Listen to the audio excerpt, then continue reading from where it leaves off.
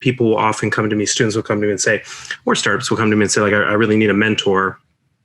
And I wish I could get the attention of this person and have them work with me. I'll say, like, okay, well, I can tell them a quick story or two. So I'll give you one or two ideas or examples of creative fearlessness there. So when we had no network and we were just trying to meet anybody who could be a business person of note who would want to, buy the platform.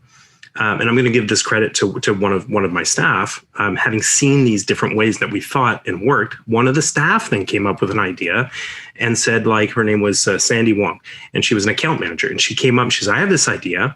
If we want to meet rich and powerful people who are business leaders, why don't we start volunteering at charity fundraisers all over Toronto? And when we go to the charity fundraisers, we'll take jobs that will allow us to be in close interaction with the senior executives and entrepreneurs, and then we'll introduce ourselves.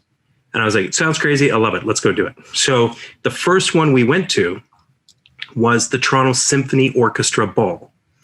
And she signed us up to walk VIPs down the red carpet. And we went there that night, and we all had kind of targets and goals as to who we wanted to meet. And some of us met them and some of us didn't. And she met Honest Ed Mervish. And she walked him down the red carpet. And of course, we're like, you're young, ambitious young people. And these successful people say, oh, are you in school? What are you up to? She said, I work for this company. This is what we do. And by the way, if you ever want to talk to us, and her pitch was, if you work with us within a couple years, we'll eliminate all your advertising money you have to pay in the newspapers. That was it. Honest Ed didn't understand email. He didn't understand the internet, I don't think. But he understood the possibility of making the newspaper bill go away, right?